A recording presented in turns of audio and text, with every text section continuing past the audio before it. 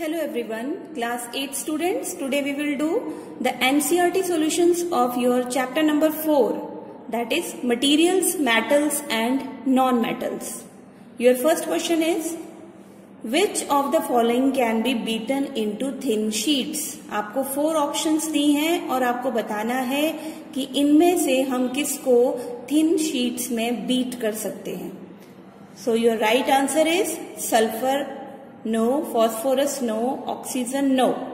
These are non-metals, okay? Oxygen तो वैसे ही gas है and sulfur और phosphorus को हम thin sheets में cover नहीं कर सकते. So right answer is zinc. Zinc is a metal, okay? Then which of the following statements is correct? Question number 2 में बताना है आपको. All metals are ductile? No. All non-metals are ductile? No. Generally metals are ductile?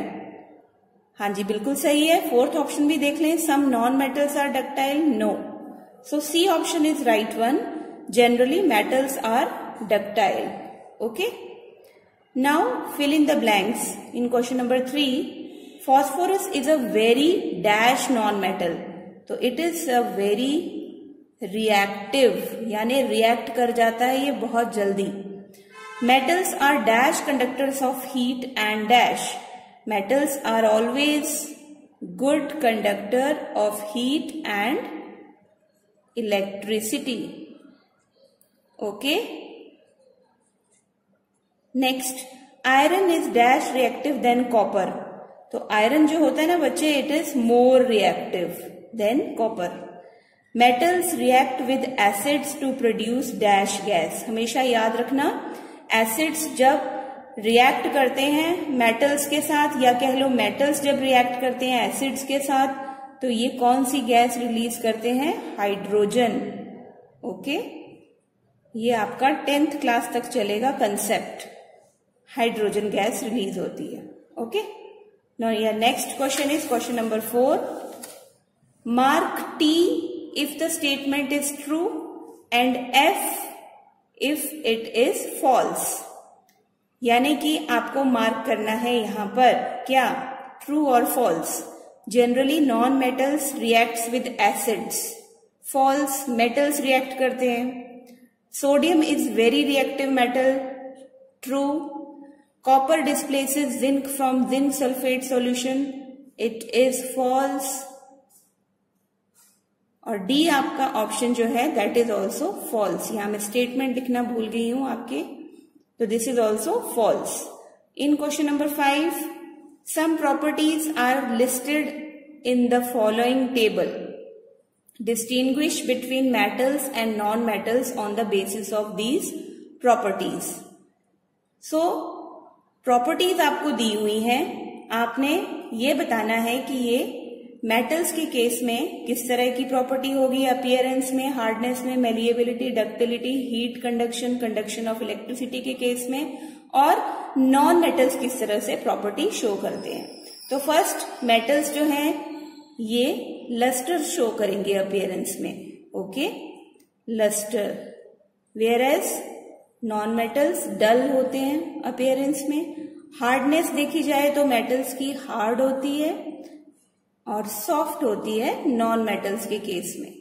Malleability, yes, जो जितने भी हमारे metals हैं they are malleable. Okay. And non metals को हम लिखेंगे नॉन मेलिएबल. देन डक्टिलिटी, ये डक्टाइल होते हैं मेटल्स, और हमारे नॉन मेटल्स होते हैं नॉन डक्टाइल. हीट की बात करें तो गुड कंडक्टर है मेटल्स, नॉन मेटल्स बैड हैं. Conduction of electricity, again good conductor of electricity metals, और नॉन मेटल्स हैं bad conduction of electricity. Next question is give reasons for the following. Reasons बताने हैं. एल्यूमिनियम फॉइल है, इसको use किया जाता है फूड को रैप करने के लिए. तो बेटा हाईली मेलिएबल है एल्यूमिनियम, यानी आप इसको शीट्स में कन्वर्ट कर सकते हो. इट इज सॉफ्ट और ये रिएक्ट भी नहीं करता, इसलिए फूड को रैप करने के लिए यूज होता है। देन इमर्शन रॉड्स, जो इमर्स की जाती हैं, डुबोई जाती हैं heating liquids, are made up of metallic substances. क्यों? क्योंकि metals they are good conductor of heat and electricity, तो वो जल्दी गर्म हो जाते हैं और पानी को भी गर्म कर देते हैं। Then copper cannot displace zinc from its salt solution, because copper जो है लेस रिएक्टिव है देन जिंक, इसलिए वो डिस्प्लेस नहीं करता जिंक को।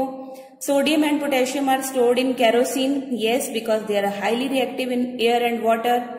Now can you store the lemon pickle in an aluminium utensils? No, we cannot store it. Why? Because aluminium is a metal, और जो मेटल है वो रिएक्ट कर जाते हैं एसिड्स के साथ। जैसे हमने पढ़ा कौन सी गैस इवॉल्व होती है? Hydrogen.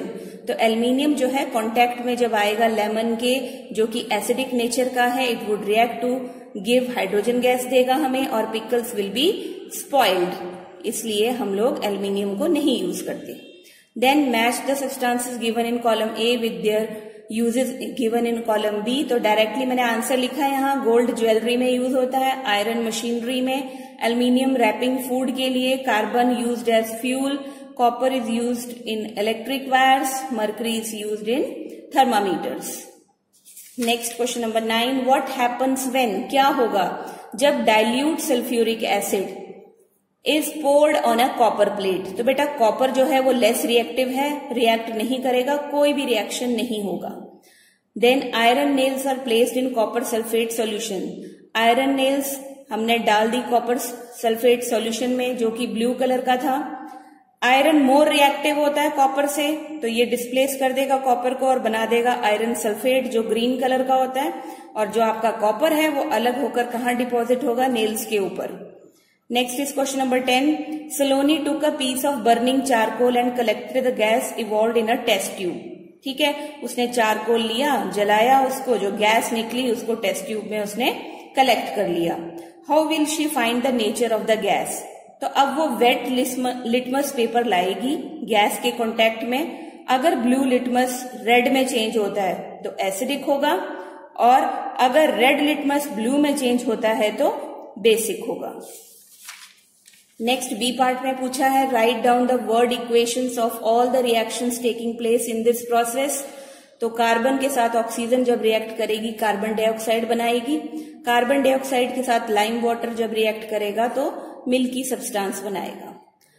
Question number 11, one day Rita went to a jeweller's shop पे गई Rita with her mother. Her mother gave an old gold jewellery to the gold Smith. They the polish करने के लिए उसकी मदर ने सुनार को। Next day when they brought the jewellery, जब वो नेक्स्ट डे ज्वेलरी को वापस लेकर आए, उन्होंने क्या देखा? Slight loss in its weight, हल्की होगी jewellery. Can you suggest a reason for the loss in weight? Yes, acidic solution बेटा एक होता है एक्वा रिजिया, जो मिक्सचर होता है HCl का और नाइट्रिक एसिड का, इसको पॉलिशिंग के लिए यूज किया जाता है।